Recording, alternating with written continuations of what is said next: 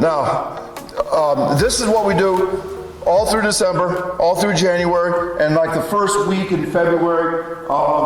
We start around February 10th where we morph into a track team. I have all the football players, all the track athletes, and everybody else that wants to come out and get time in the 40. It's a wonderful recruiting tool. I got everything. We've had up to 200 people on our roster before in the winter. Typically what we'll have is 60 in the weight room, 60 on the track. We go for an hour and we flip. That's what we do. And we time everybody 3 times. So our Mondays and Wednesdays look like the top.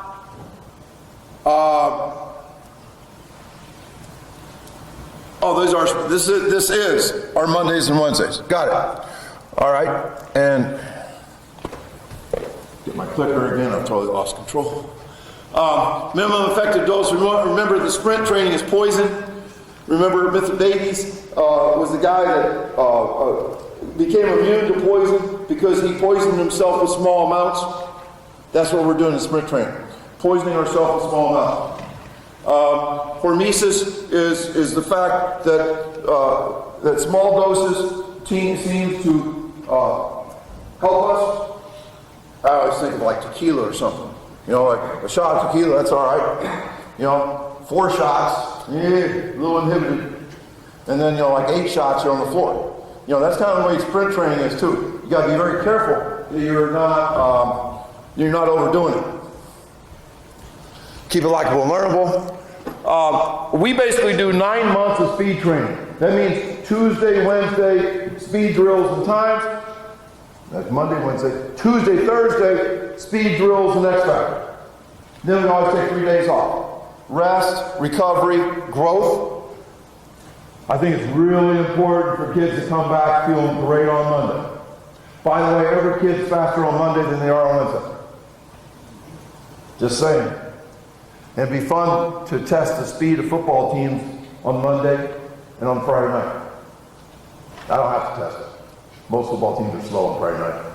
Oh, they may look fast because they're faster than the other slow team. But they don't overdo it all week. You can't be a very fast.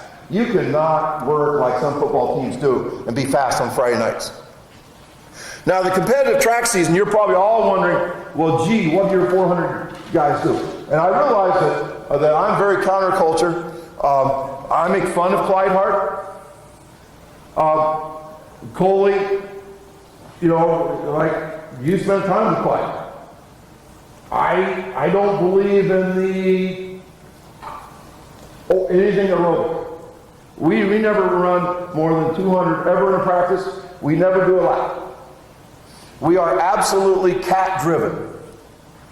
I used to say, whatever we do that is not effective, it's still effective because my kids love track more than your kids do. Now I think my way is more effective. I mean, I wouldn't do it, but I think it's more effective. So we start, our first lactate workout is 2 weeks prior to the first meet. We do 8 or 9 lactate workouts in the season. That's like it's like 14 weeks.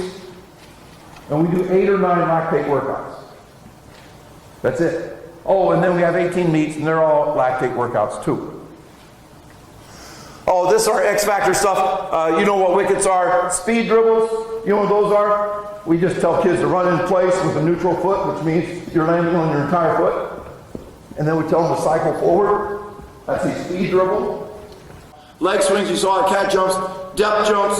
Oh, I do have something on my Twitter on that. That's where we step off of the third bleacher. We land, jump high. Sometimes put a hurdle there. But we're landing neutral and then exploding. We're absorbing force, and it's a plyometric thing. That's a depth jump. Med ball stuff, we don't do any med ball. I just put that up there because everybody else does. Bounces, anything that's bouncy is good. We will say find a line, and we'll bounce back and forth. Oh. We'll bounce back and forth as fast as you can go until you're tired. 8 seconds. We'll bounce back and forth over a line. 8 seconds. We'll go one-legged. bounce back and forth. Those are all X factor things. Once again, all nervous system work. Nervous system, nervous system, nervous system. Body weight strength work, that's push-ups, pull-ups, pulls. My favorite exercise. Remember how important this is? In the weight room, pulls are more important for a sprinter than pushes. Ain't nothing in sprinting where you're pushing. It's pulling, pulling. Bent rows, pull-ups, climbing a rope is outstanding. Anything like that's great. Bounding, we talked about that. Hurdles, over and over. And then, assisted plyos.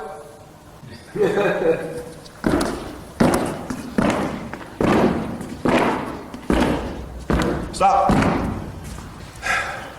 It's kind of scary. Now do lateral. Don't go as lateral as you did the other day, though. Okay. Wait. Then we go this way for that one, right? Go.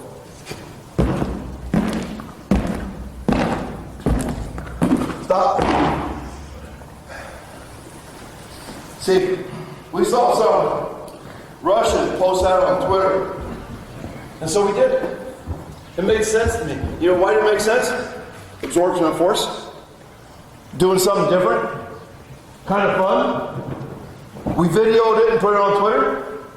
They got like a bunch of likes on people all over the country, but we invented something. It was some Russian named Igor. I don't know. It was weird. I mean, how many of these do you do, like, any given day? Would you go through the whole list? Oh, no. Okay. Sometimes what we do is we go 3 stations. Our football coach always wants involved because he's always saying, it ain't about running this way, it's about running this way, and that way. And I asked Chris what he thought about that, and he said, tell your football coach, the guys that can run the fastest that way, run the fastest that way, and that way, and that way. He's right. They do. And here's the deal. When you're running that way, that way, and that way, you're not running 10 meters a second. So if you're really working on that white fiber, fast twitch, all that stuff, you need to be linear, straight ahead. But here's the deal. My football coach wants to work. I say, sure, come on out. I'll give you one station. My drum coach will take one, I'll take one. And he'll do some crazy stuff. Sometimes he pushes sleds. I said, do this. Maximum effort, less than 8 seconds. Allow them to rest long enough to do another maximum effort. He goes, makes sense. Then one day he was like doing that Navy SEAL shit, you know. He was like, guys are crawling on their elbows and stuff. And he's like acting like he's in Fort Benning or something. You know, I'm like, yeah, football coach. But anyway, so yeah, a lot of times we'll do 3 stations. We'll go 5 minutes, 5 minutes, 5 minutes, 5, 5, 5. We'll do 6 different things. Remember how important this is? I think one of the best parts of our season is spring break, 10 days off. No. I forgot who was talking about. I think it's Joel Smith today. Was talking about how people grow, get faster. And then if you keep going, I had a bookie one time that told me, trees don't grow all the way to heaven. I think he's telling me not to bet big on the next game. But anyway, I think I lost. Grow, and then there will be a decline. What you want is grow, take some time off. That 10 days off, so good for cats. So good. I don't think it's as good for distance guys. My distance guys practice all through spring break. But they're different animals. Complete rest is 1 minute per 1 minute of sprint. We seldom go complete rest. Gee, what would that mean? I'm just thinking out loud right now. After Michael Norman runs a 45-second 400, he would need how many minutes of rest? 45? Yeah. 45 minutes. If you go by this. But what we're doing is we're doing like 5-6 seconds. But then we're crowding our things together a little bit, so we'll get a little bit of lactate effect. And supposedly, this is what Bowie says, that there's a little bit of a lactate effect is anabolic, which means it makes you manly, you know, a little bit of testosterone effect. Anabolic effect, androgenic, hormonal effect. I talked about gauntlet. Remember, the gauntlet is when we yell and cheer and stuff.